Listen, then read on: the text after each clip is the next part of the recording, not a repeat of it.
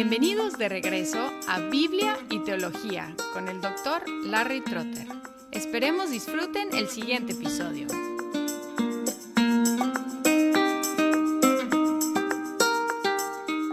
En el año 313, Constantino, que había ganado control sobre la mitad del imperio y eventualmente todo el imperio, él promulgó el Edicto de Milán, o de tolerancia, el cual marcó el fin de la época de persecuciones contra los cristianos y marcó el principio de la Iglesia imperial, aunque la fe cristiana no era la oficial del Imperio Romano todavía.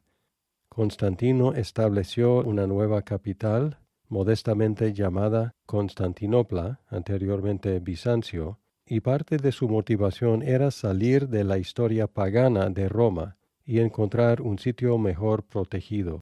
Él nombró otros emperadores para administrar partes del imperio. Al moverse a Constantinopla, Constantino se alejó del Senado de Roma y las familias aristocráticas que eran devotas al paganismo. Aun así, llevó muchas estatuas paganas a Constantinopla como adornos. Él apoyó la construcción de iglesias e instaló a algunos cristianos en puestos altos. Sin embargo, seguía siendo el Pontifex Maximus del culto pagano y participó en ritos paganos durante todo su reino. Nunca se sometió a la disciplina de la Iglesia y se bautizó justo antes de morir. Es difícil evaluar la fe de Constantino, pero podemos decir que era un simpatizante con la fe cristiana, con una teología confundida o por lo menos una práctica contradictoria. Después de Constantino, sus sucesores no eran tan tolerantes, y para el año 400 habían exterminado el paganismo. Lo que empezó con tolerancia para los cristianos terminó en dominio de los cristianos y el exterminio del paganismo. Constantino había promovido el cristianismo y tolerado el paganismo, pero sus sucesores persiguieron a los no cristianos. En poco tiempo, los cristianos habían cambiado de ser los perseguidos a ser los poderosos. Algunos aplaudieron este suceso como una gran bendición de Dios, como Eusebio de Cesarea, que alabó a Constantino como la culminación del plan de Dios y celebró la opulencia creciente de la Iglesia. Otros lo consideraron un desastre para la fe cristiana, una apostasía de la sencillez de la fe. Algunos consideraban que la Iglesia había conquistado el imperio, mientras otros pensaban que lo opuesto había sucedido, que el imperio había conquistado a la Iglesia. Hubo un intento en medio del cuarto siglo de restablecer el paganismo, bajo Julián, llamado el Apóstata. Él trató de imponer el paganismo otra vez, pero no tuvo éxito duradero. Y sus cartas son muy interesantes porque se demostró un hombre culto y devoto a los dioses grecorromanos.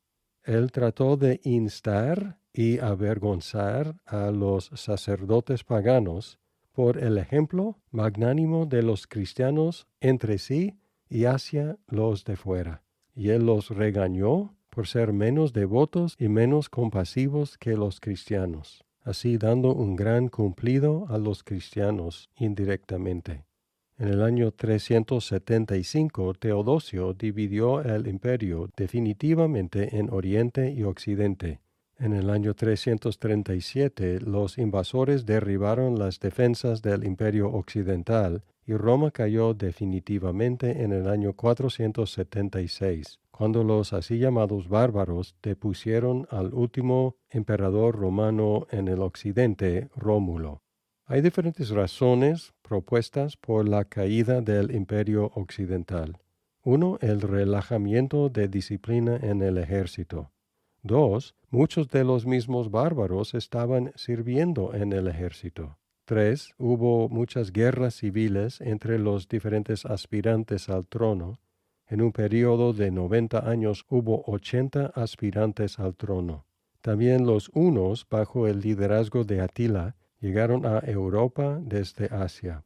También otras tribus del norte codiciaban la riqueza del imperio. Otro factor posible es que el cristianismo era costoso para el imperio, porque atraía a los mejores intelectos a la iglesia y el monacato requería su sostén. Aunque el Imperio Romano en el occidente cayó, la Iglesia en el occidente siguió en pie y hasta se fortaleció. La caída de Roma dejó un vacío de poder y lealtad en el occidente, que la Iglesia de Roma y su obispo ocuparon.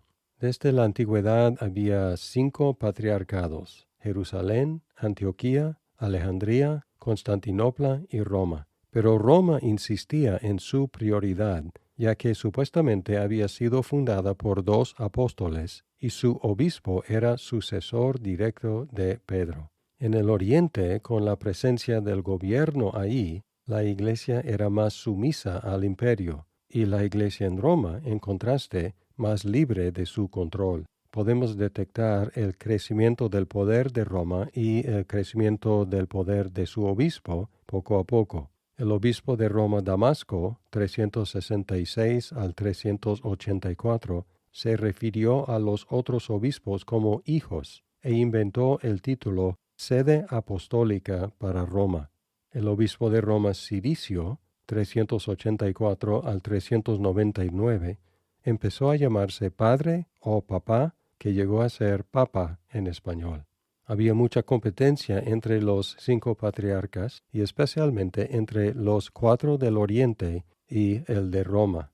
Además, mientras que la Iglesia occidental se preocupó por evangelizar a los pueblos invasores con sus varios idiomas, creencias y costumbres, la Iglesia oriental se consumió a sí misma, metida en discusiones teológicas que duraron siglos. Con la entrada de muchos paganos en la Iglesia occidental, también entraron unas costumbres extrañas. Por ejemplo, las imágenes empezaron a aparecer en los cultos después del año 400. La Virgen tomó el lugar de Venus y Diana en la devoción del pueblo. La Cena del Señor se convirtió en un sacrificio y los ministros en sacerdotes. La división entre laicos y cleros se acrecentó, y el culto se convirtió en un rito hecho por los sacerdotes que los laicos observaban, mientras que las iglesias en el Oriente seguían con canciones congregacionales.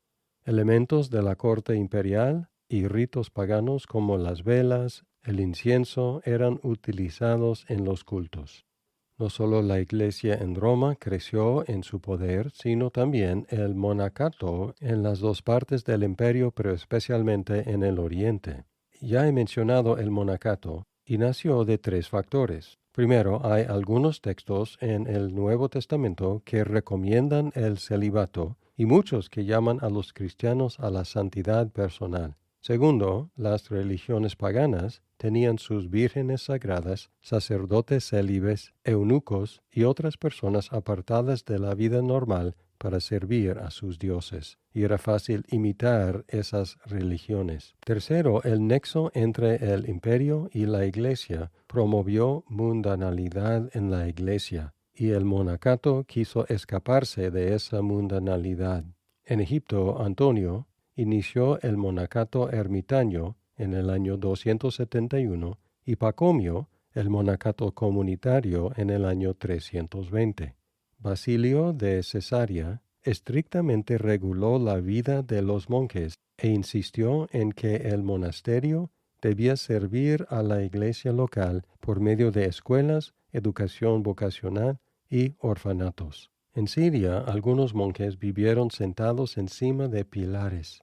En el occidente, Martín de Tours fundó el primer monasterio en Galia en el año 350. Y más adelante en Europa los monasterios siguieron la ley de Benedicto.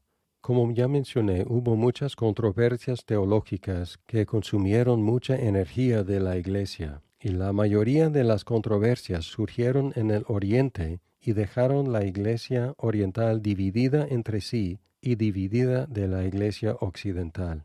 Algunos factores conspiraron para hacer necesario el Concilio de Nicea, el cual puso el precedente para otros concilios así llamados ecuménicos. Un factor fue que el episcopado monárquico puso las decisiones en manos de los obispos y así instigó conflictos entre ellos. Constantino solidificó su reino sobre todo el imperio y quiso unificarlo con base en la fe cristiana, lo cual puso precedente para que otros emperadores se metieran en asuntos de la Iglesia. Otro factor fueron las herejías, llamadas herejías después de ser condenadas por concilios. Ellas provocaron a la Iglesia a hacer definiciones que antes no habían tenido que hacer. Y entre muchos sínodos y concilios, 4 concilios de esa época eventualmente se reconocieron como concilios ecuménicos, así declarando la doctrina que todos los cristianos deben creer.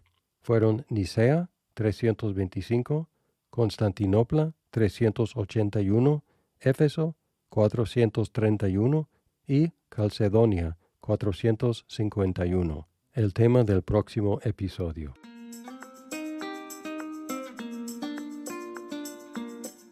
Muchas gracias por escuchar este episodio. Si estás disfrutando Biblia y teología, por favor compártelo con tus amigos. Hasta pronto.